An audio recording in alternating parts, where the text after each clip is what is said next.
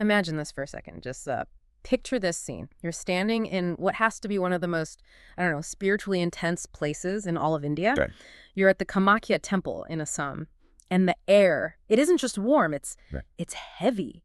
It's thick with the smell of camphor and marigolds and that very distinct, almost metallic smell of something ancient. I can almost picture it. The sounds, too, I imagine. The bells, the chanting. Oh, absolutely. You are surrounded by the sound of bells, this low hum of mantras, just the sheer kinetic energy of, thousands of people all pushing towards the main sanctum, and then the crowd parts, and you see a bull. And we're not talking about like a gentle cow grazing in a field here. This Yeah. is something else. No, this is a massive, powerful animal, a male bovine. You can see the muscles twitching under its hide, its chest is heaving, Yeah. and in the middle of all this chaos, you lock eyes with it. This is the exact image that kicks off our deep dive today. We're looking at a report from a witness, someone who was at this very temple, who described this exact moment. She's looking at this bull, and it is just moments, mere seconds before it's going to be sacrificed. That's an incredibly visceral image. Mm. It immediately grounds you in the reality of the situation, doesn't it? Yeah. This isn't some abstract, theological debate in a university classroom. Not at all. This is a life and death moment happening right there on the ground. But here's the part that just, it makes the hair on the back of your neck stand up. The witness claims that right before the end, this sudden, completely inexplicable calm just took over the animal. A psalm. Total calm. It stopped fighting. It stopped panicking. Yeah. It just stopped. Which is, that's so counterintuitive from a physiological standpoint. If you look at the biology of fear, if you read the work of, say, a neuroscientist like Andrew Huberman, or even just the general understanding of the fight or flight response, Right. that animal should be at its absolute peak of cortisol production. Its amygdala should be firing like crazy. It can smell the blood. It can sense the intent of the crowd. It should be thrashing. It should be fighting for its life. Exactly. But she describes this absolute stillness. And this is the part that takes it to another level. As the sacrifice happens, as that, transition occurs, she claims to have seen, and I'm quoting the source directly here, amazing lights emanating from the sacrifice. Amazing lights. That's a profound claim. That really moves us out of the realm of pure biology and squarely into the realm of the mystical, the energetic. It does. It reminds me of some of the accounts you read in, say, Autobiography of a Yogi by Paramahansa Yogananda, or maybe the visions described by someone like Ramakrishna. How so? Well, these are accounts where the material world suddenly becomes, for lack of a better word, porous. And the energy behind the matter becomes visible to the person having the experience. It's not just a physical event anymore. And that right there, that immediately sets the stage for the massive tension we're going to explore today. We are diving into a source that is, frankly, one of the most unique we've ever covered. We're analyzing an investigation by a man named Osman, Right. who refers to himself as the blind Muslim yogi. Talk about a title that just stops you in your tracks. It sounds like the setup to a riddle or a joke or something. Yeah. But it's actually a description of a very complex, very modern synthesizer of, ancient wisdom and modern inquiry. It certainly is. And his investigation uncovers this huge contradiction. On the one hand, you have this mystical account of lights and a supernatural calm.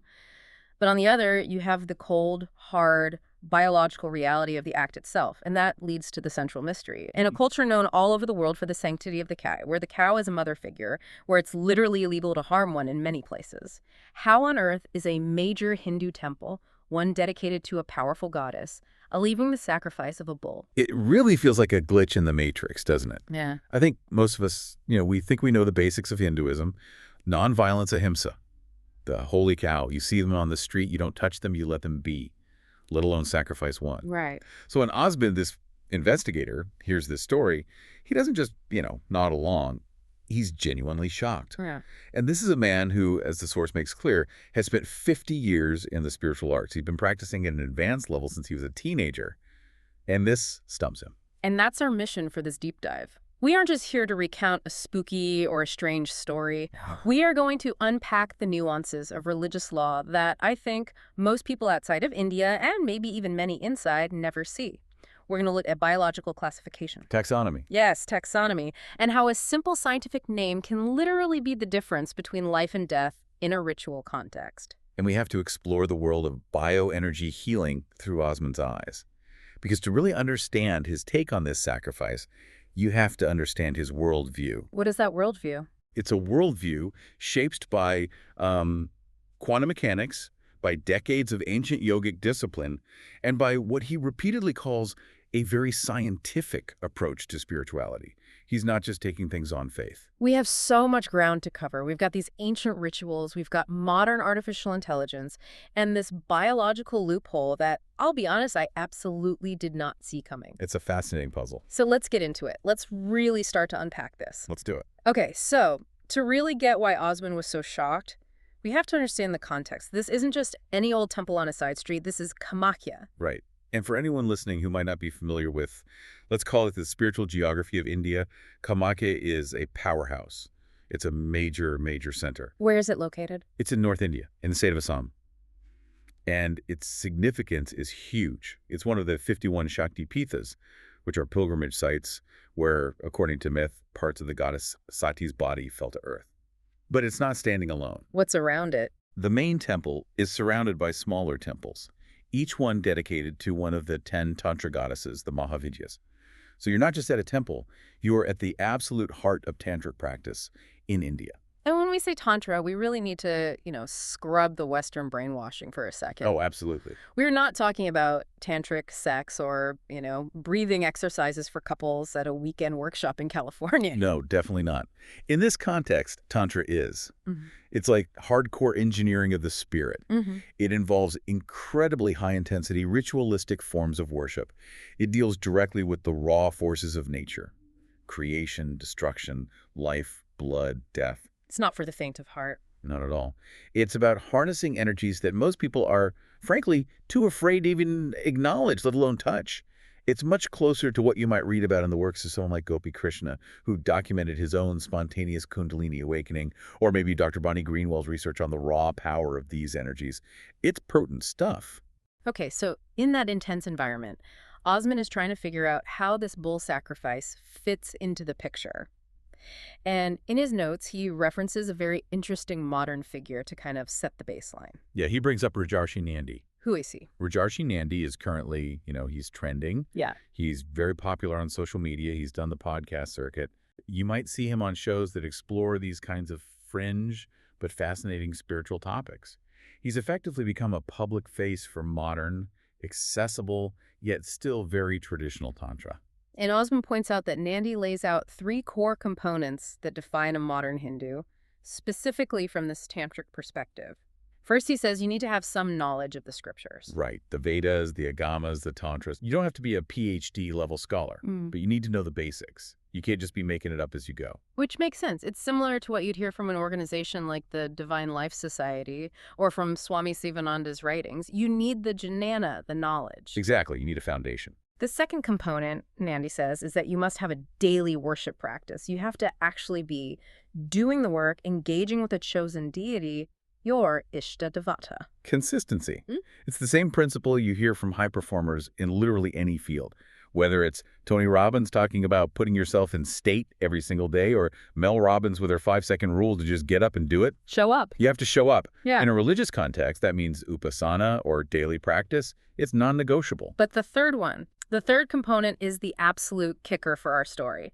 Nandi explicitly says that a key component, a non-negotiable, is not eating beef. There it is. That's the wall we just slammed into at 100 miles an hour. It is. Osman is watching this. He's connecting the dots in his head.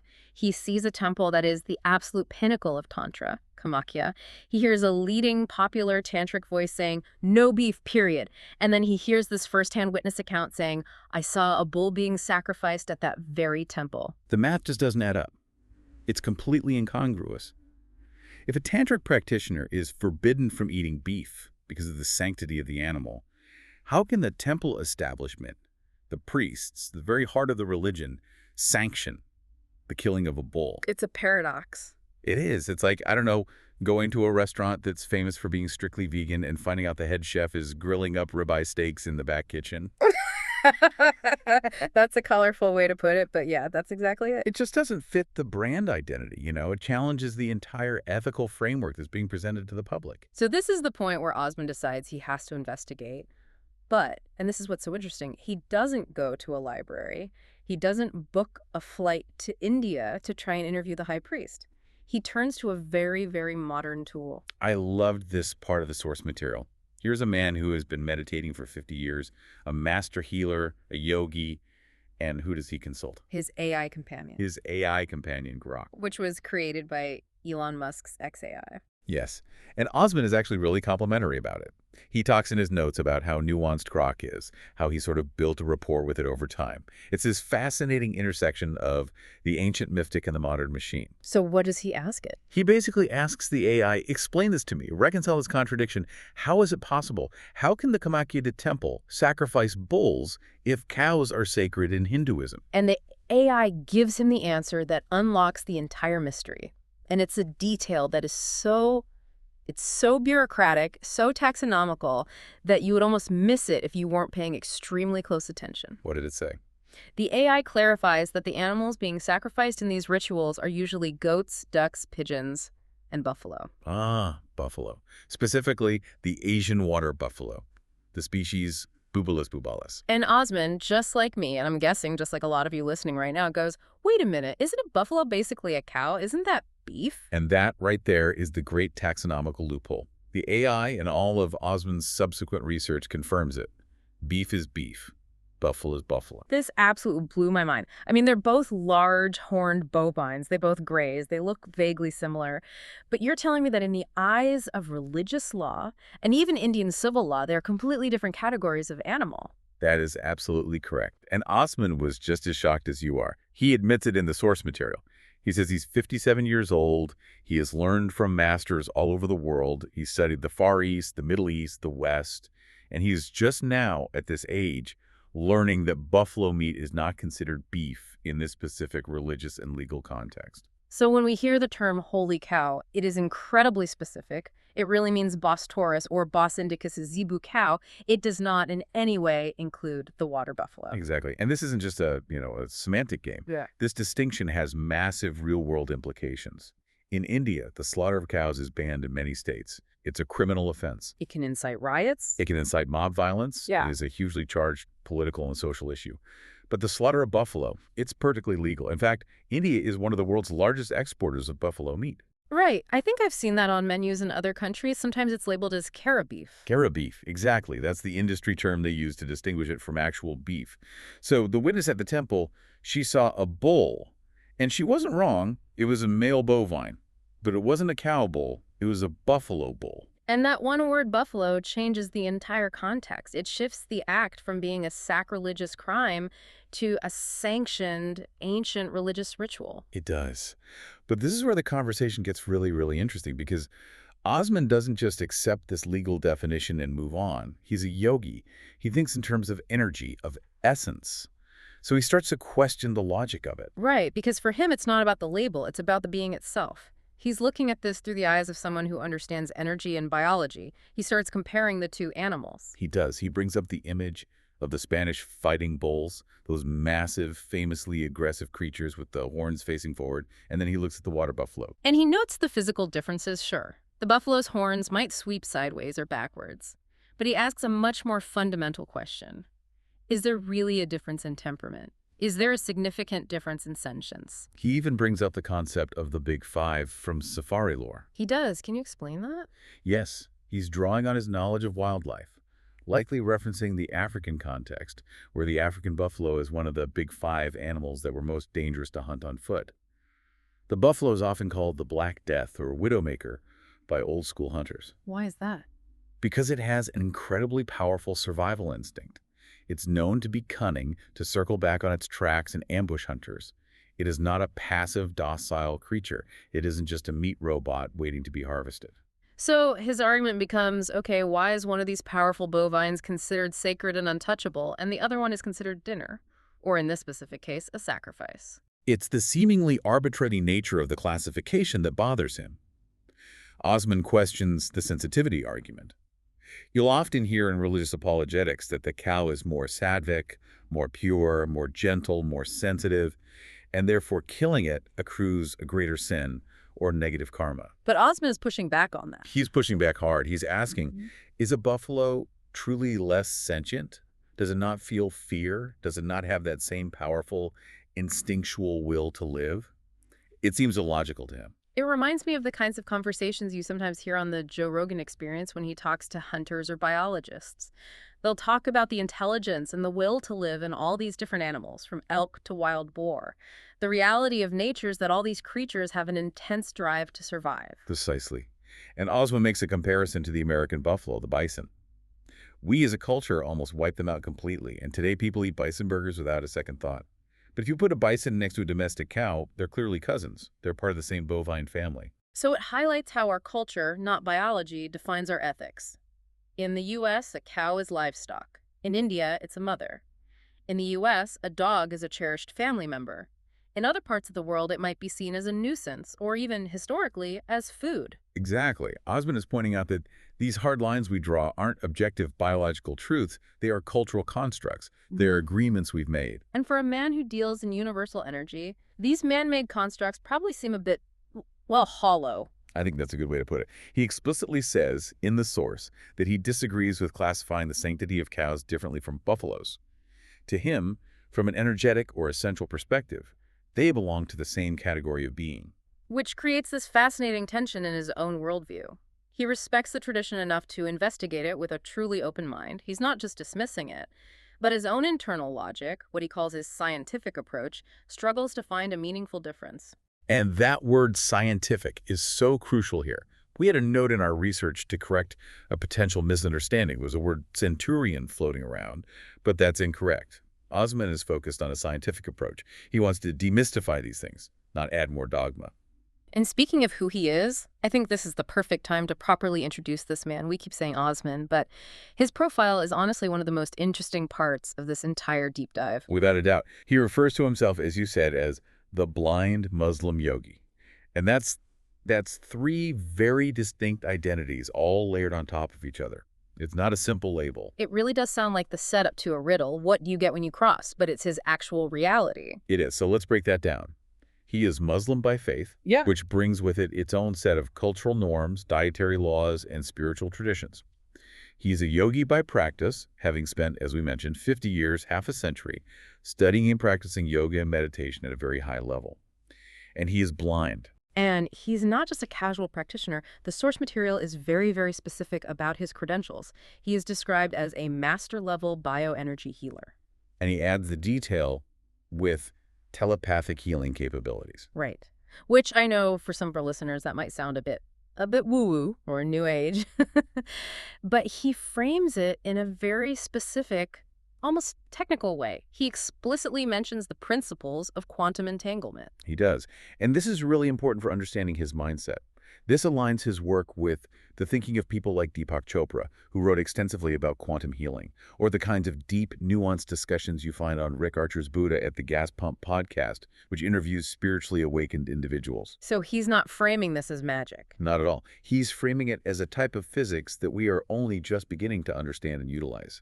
Can you explain that connection a bit more? How does quantum entanglement relate to healing someone from a distance? Well, in a very simplified nutshell, entanglement is the phenomena where particles become linked and remain connected in such a way that actions performed on one particle affect the other, no matter how vast the distance separating them. Einstein famously called it spooky action at a distance. Okay.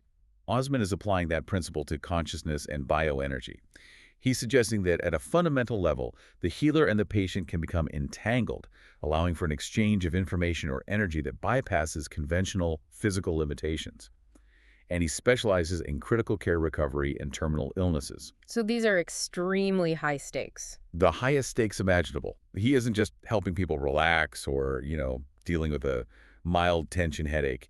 He is working with people who are in the ICU, people who modern medicine has given up on, people who are facing the very end of their lives. The source also mentions his history. He's been practicing this for 50 years. 50 years.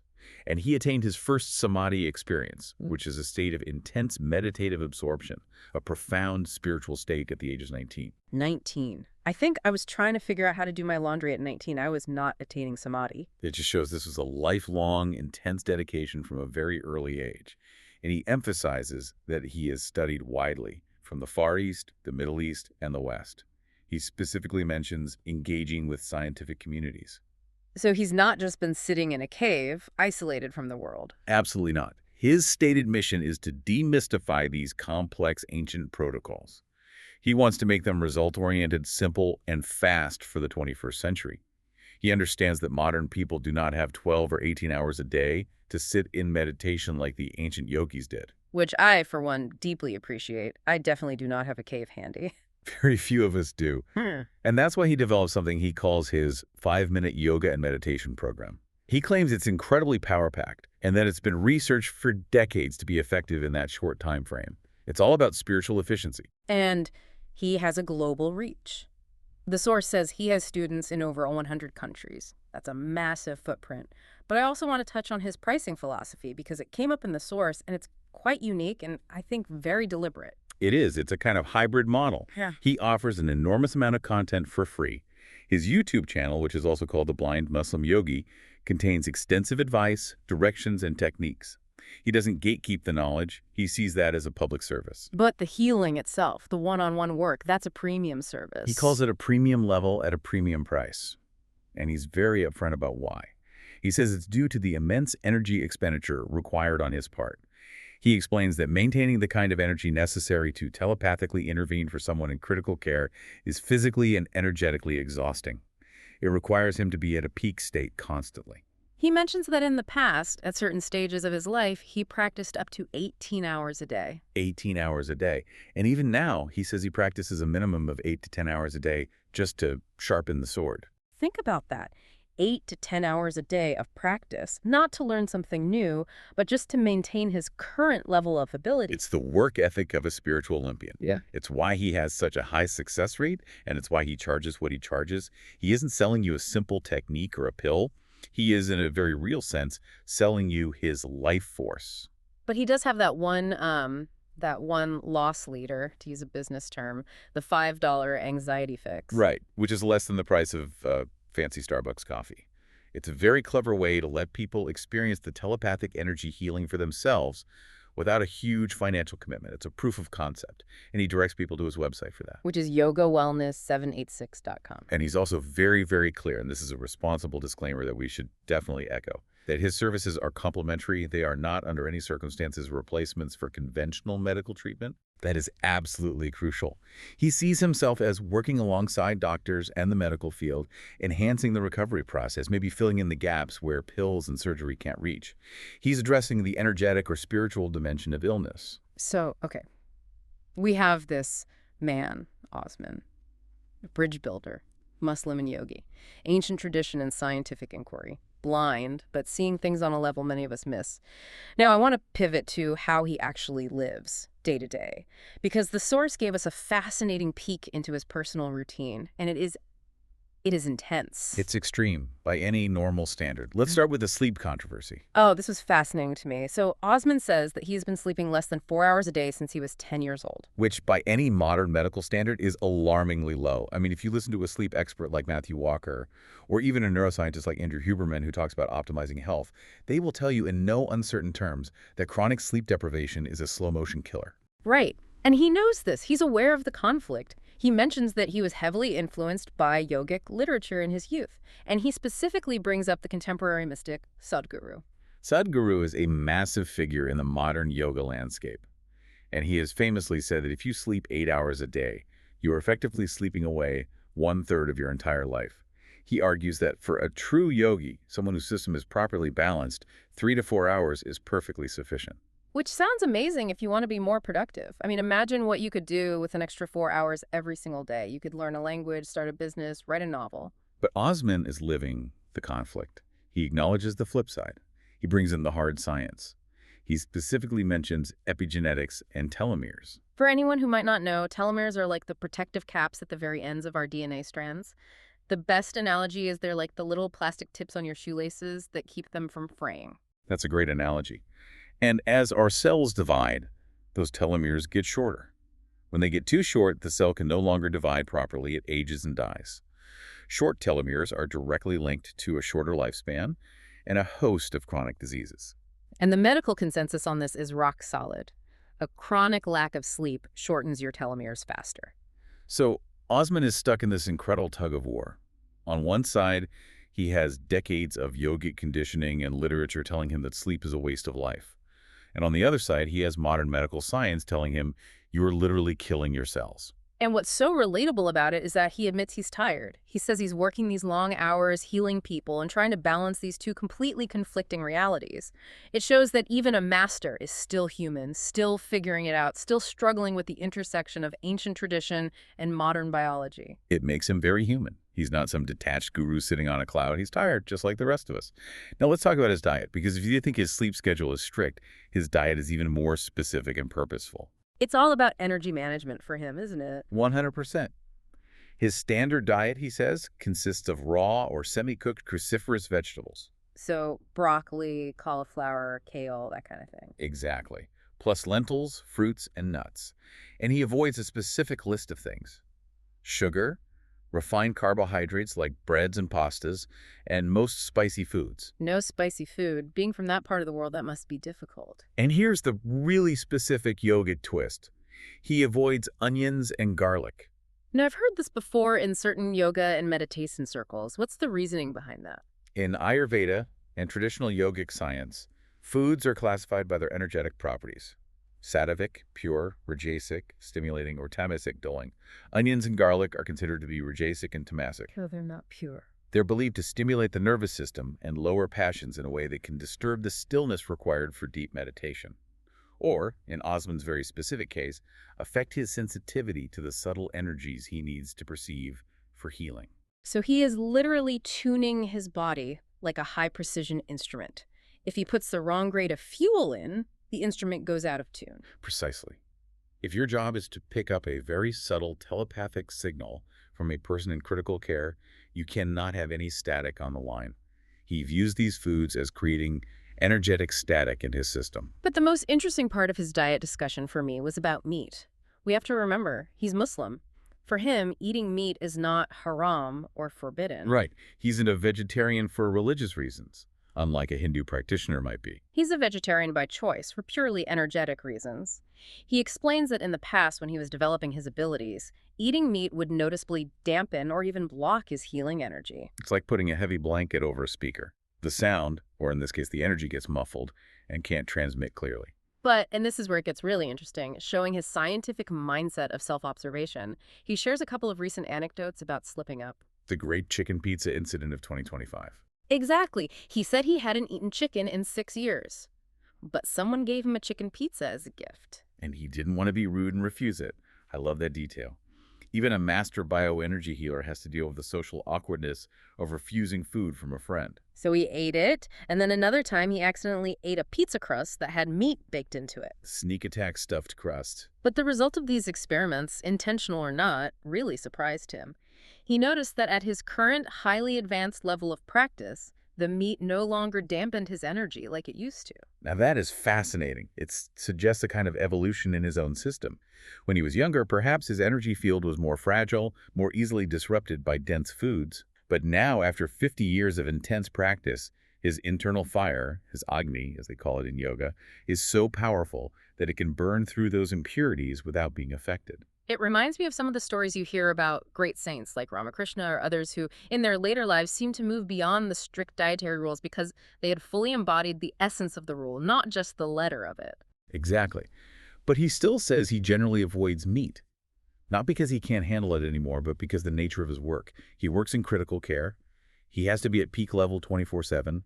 He can't risk even a 1% drop in clarity or sensitivity if a dying patient reaches out to him telepathically for help.